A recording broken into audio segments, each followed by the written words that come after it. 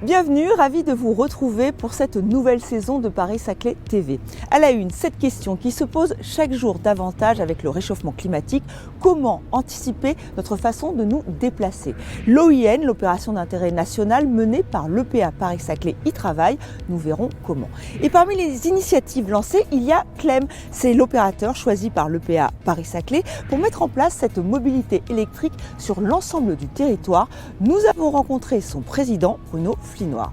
Le développement durable, il passe aussi par la revalorisation des terres excavées lors des travaux d'aménagement. Vous verrez comment on peut transformer ce limon inerte en terre végétale pour le réutiliser. À suivre les explications de Julien Monvoisin, il est chef de projet à l'EPA Paris-Saclay. Notre agenda, enfin, il est très vert, vous verrez, et ce sera à la fin de cette émission. Comment mettre en place une mobilité décarbonée, une mobilité durable? L'EPA Paris-Saclay et ses partenaires se mobilisent pour anticiper les usages de demain. Véhicules électriques, stationnement intelligent, covoiturage. Voici quelques pistes de réflexion et d'action, des enjeux qui étaient au cœur d'une conférence sur la mobilité durable. Elle s'est tenue ici même, à Centrale Supélec. Nous y étions.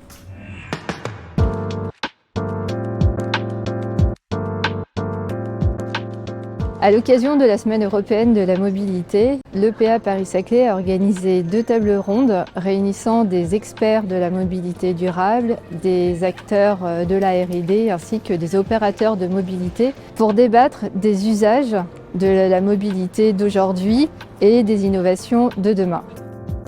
Tous les acteurs présents à ces tables rondes ont convergé pour expliquer que la ville durable doit absolument limiter l'usage du véhicule individuel au profit des nouvelles mobilités que sont le covoiturage, l'autopartage ou les modes actifs. Pour que toutes ces nouvelles mobilités soient attractives et permettent demain à tout un chacun de les utiliser, il faut qu'elles s'insèrent correctement dans les espaces urbains pour faciliter les correspondances avec les transports en commun et que les aménagements soient suffisamment sécurisés pour justement encourager le changement de comportement.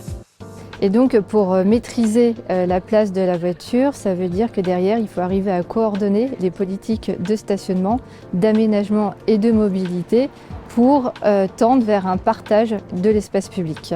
C'est dans cette perspective de quartier apaisé et décarboné que l'EPA Paris-Saclay a impulsé aux côtés des acteurs publics et privés un certain nombre de solutions innovantes pour accompagner le changement de comportement. On peut citer le stationnement intelligent qui permet de reporter le véhicule vers des places en ouvrage mutualisées, ainsi qu'une solution de mobilité électrique partagée qui permet de rendre accessible à la fois aux salariés et au grand public un service de recharge accéléré ainsi qu'à des offres d'autopartage, que ce soit pour la mobilité professionnelle ou les déplacements du grand public.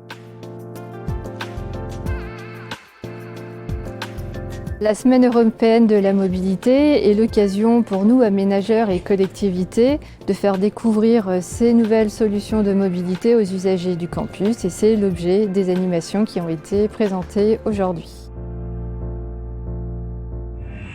Parmi les projets accompagnés par l'EPA Paris-Saclay, il y a la mise en place d'une mobilité électrique collaborative sur le campus urbain. Et c'est la société Clem qui a été choisie.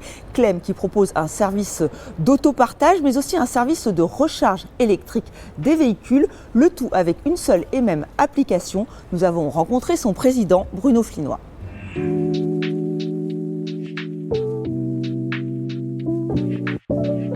Clem est une société spécialisée dans l'autopartage et la recharge de véhicules électriques. En 2022, nous avons remporté le contrat de concession du plateau de Saclay, un groupement de commandes avec les universités, la CPS, l'établissement public, pour promouvoir la mobilité électrique à l'échelle du plateau. Alors comment ça marche? Pour les utilisateurs, il faut s'inscrire sur le site clem.mobi. Une fois inscrit, on va pouvoir réserver un véhicule en autopartage après avoir mis son permis de conduire et avoir été validé. Pour la recharge, il suffit de s'inscrire aussi sur clem.mobi ou d'avoir un badge déjà d'un autre opérateur et de venir juste se recharger sur les bornes de charge. Le système de facturation est lié à la consommation horaire et kilowatts. Aujourd'hui, Clem est le seul acteur du marché à proposer à la fois de l'autopartage électrique et à la fois des services de borne de charge. L'intérêt est de promouvoir une mobilité décarbonée et partagée à l'échelle d'un territoire. À travers une seule application, les usagers peuvent trouver tous les services à leur disposition. Voir, s'inscrire, réserver, payer et voir leur bilan carbone.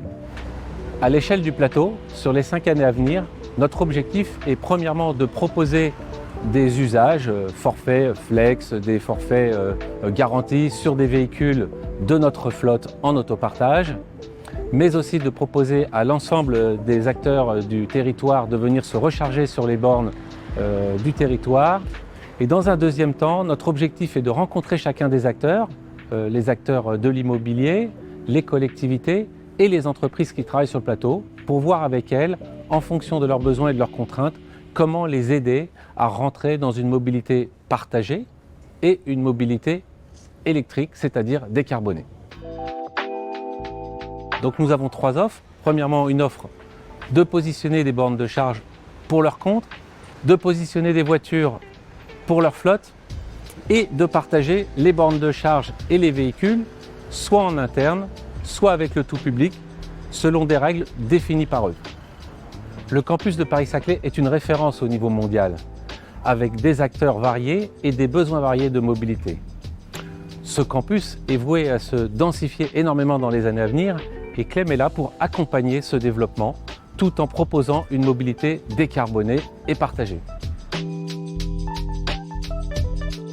Pour démarrer la voiture, je mets le pied sur frein, j'appuie sur Start-Stop, je mets ma ceinture, toujours le pied sur le frein, je vais me mettre en position Drive, je retire le frein à main et je vous dis à plus tard.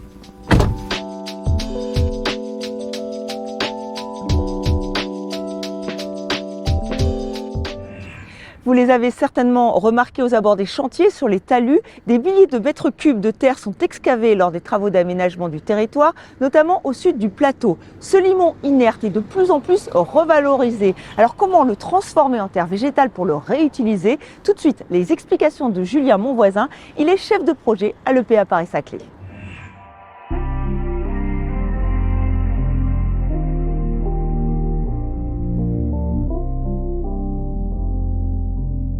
L'établissement public d'aménagement Paris-Saclay génère un volume important de limon inerte issu des opérations de terrassement suite aux travaux d'aménagement que l'on mène sur l'ensemble des ZAC du Sud Plateau.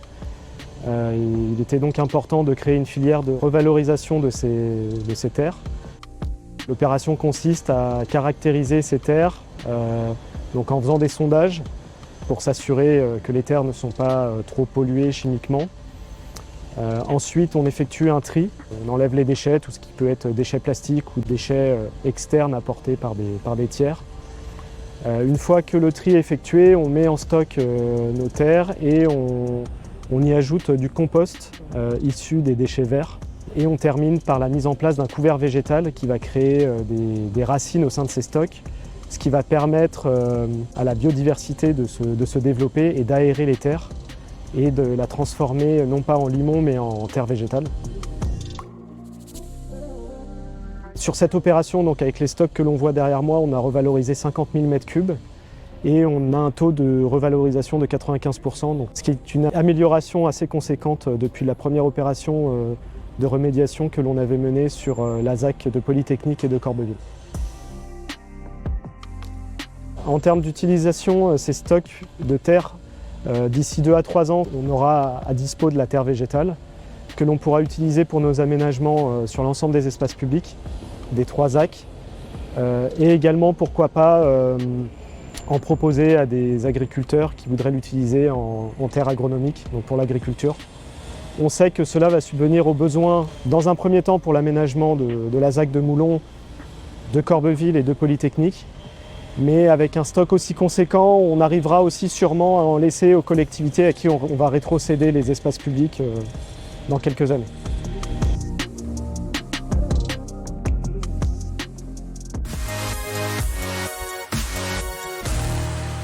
Et maintenant notre agenda avec là aussi de nombreux rendez-vous autour du développement durable. Avec les 5 et 6 octobre, des balades à la découverte de la biodiversité du campus urbain et des mesures prises en œuvre pour la préserver. Balades organisées par l'EPA Paris-Saclay dans le cadre des semaines européennes du développement durable.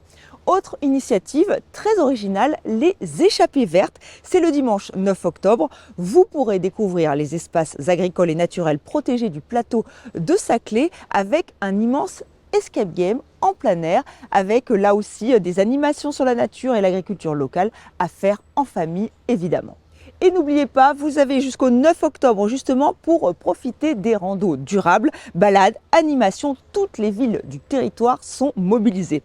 Et enfin, l'éco-balade, c'est le samedi 15 octobre, une marche organisée sur un parcours jalonné de micro-conférences autour du développement durable. L'occasion là aussi de découvrir et de visiter les espaces naturels et agricoles du territoire, mais aussi de rencontrer des acteurs locaux de l'environnement.